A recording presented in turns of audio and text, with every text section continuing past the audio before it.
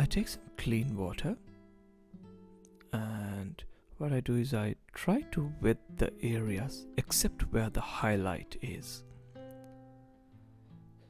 so that when I drop in the colors next, it will only spread to the areas where I have wet the paper and not into the highlight.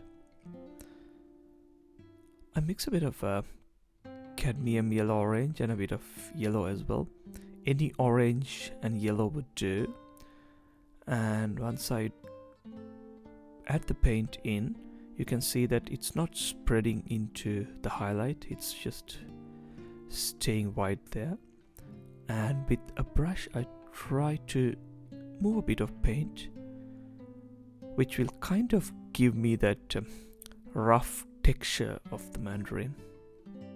I follow the same approach for the next mandarin as well.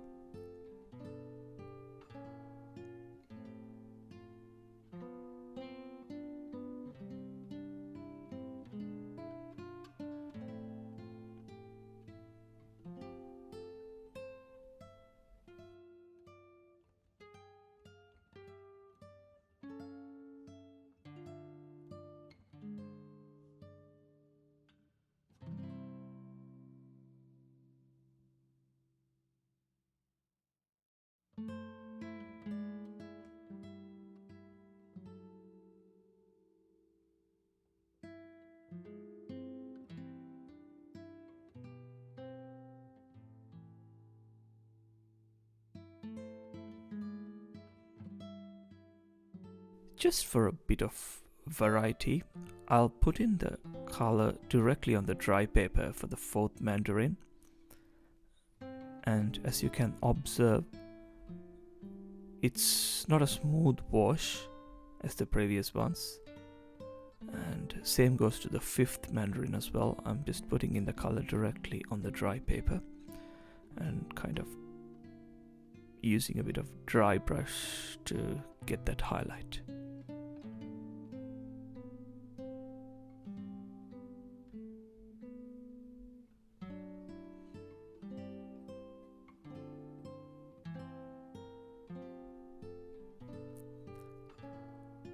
Next, it's time to mix in the green for the leaves. It needs to be really warm. Yeah, so I'll add a bit of viridian and a bit of yellow into the orange that I have mixed earlier.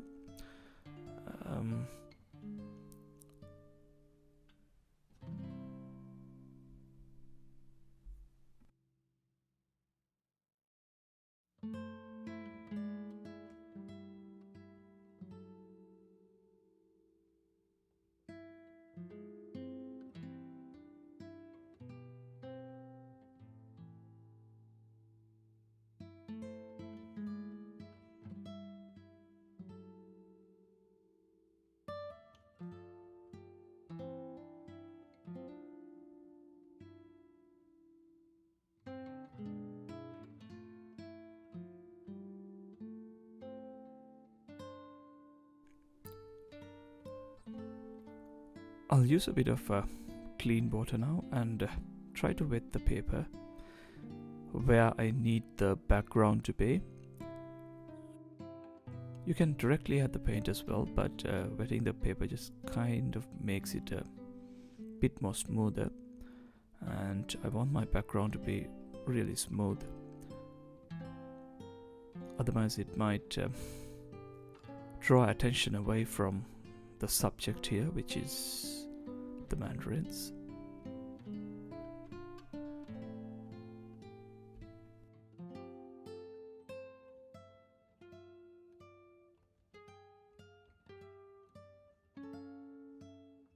I'm going to use a color which is darker and much more cooler than what it is in the reference photo.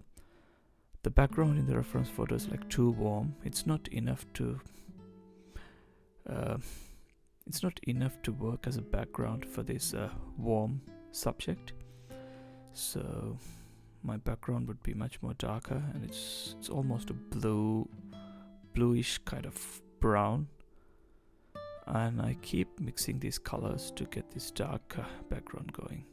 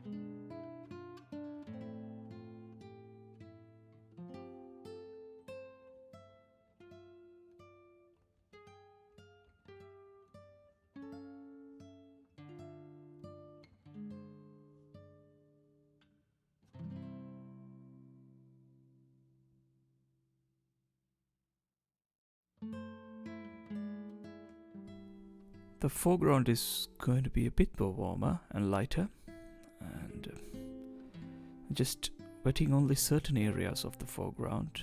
The rest would be like dry brush strokes.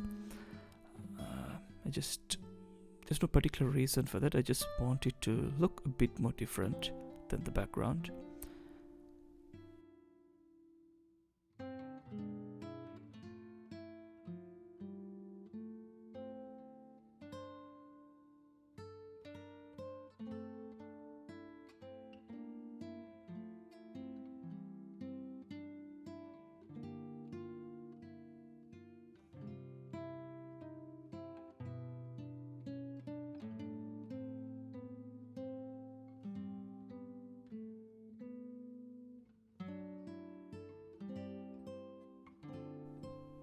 I'll add a splash of blue there.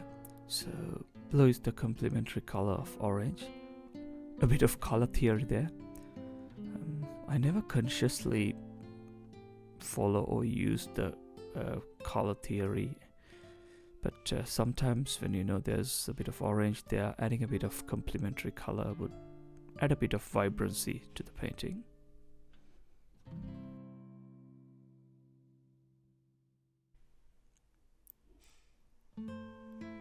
Now it's time to move on to putting in the darker areas of the mandarin.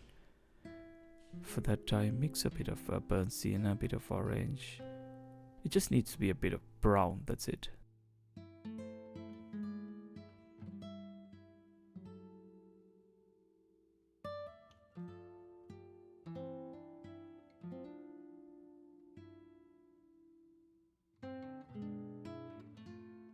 Really watery, because the first wash has dried,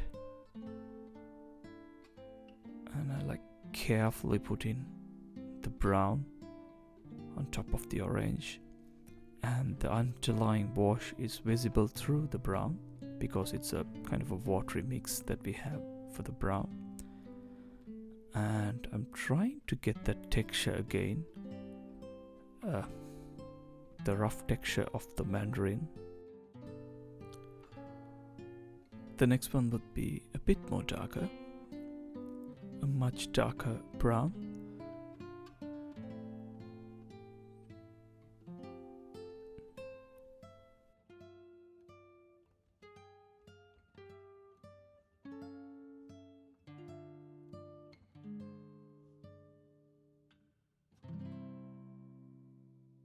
And I'll darken the areas where the mandarin meets the table a bit more.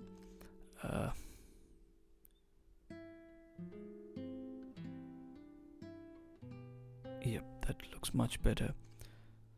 So the most important thing to remember when putting in this dark is not to lose the shape of the mandarin. We need to be aware that we are painting a sphere and not a box.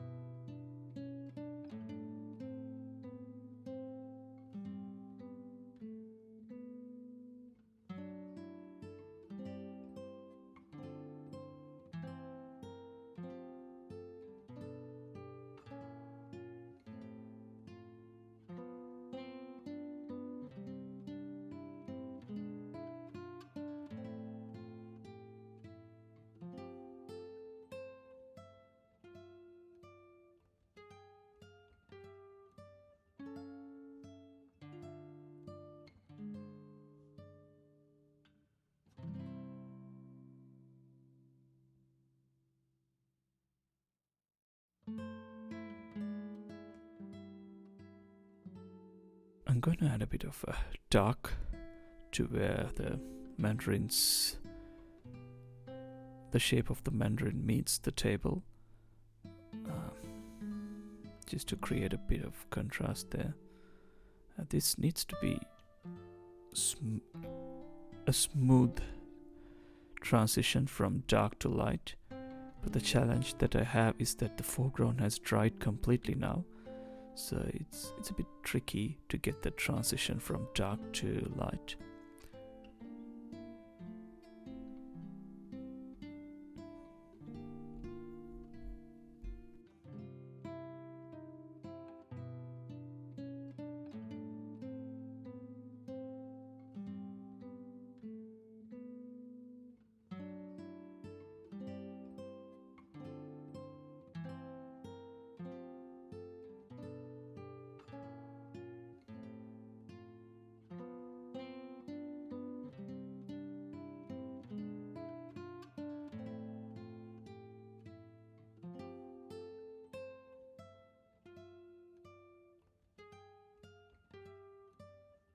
Time to add the dark bits in the leaves.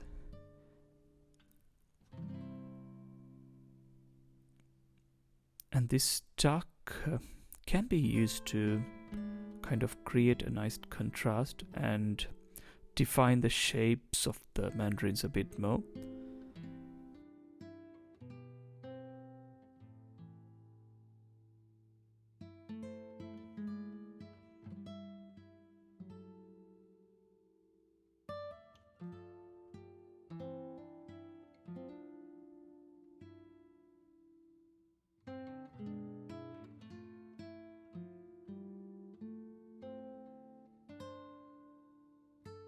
I have completely dried the painting and I feel that the background needs to be a bit more darker.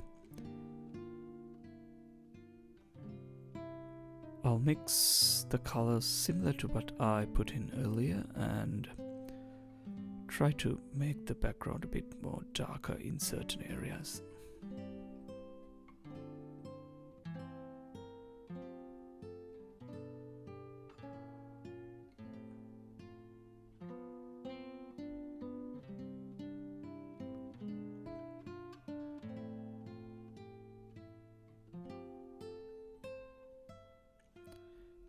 Needs a bit more water in there because the paper is like fully dry now.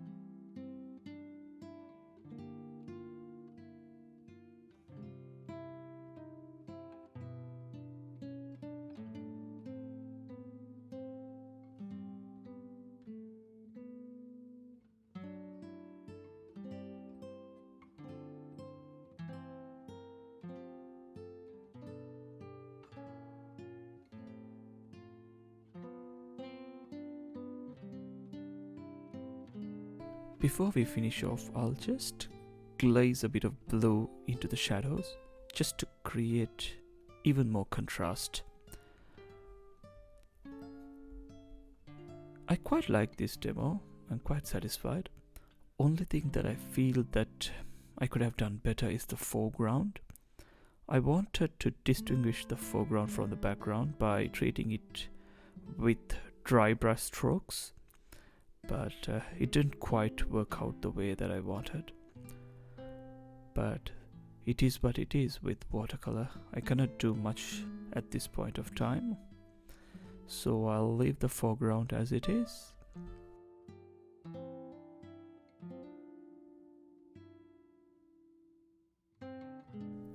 Please subscribe to the channel and leave any suggestions and feedbacks in the comments below. Thanks for watching.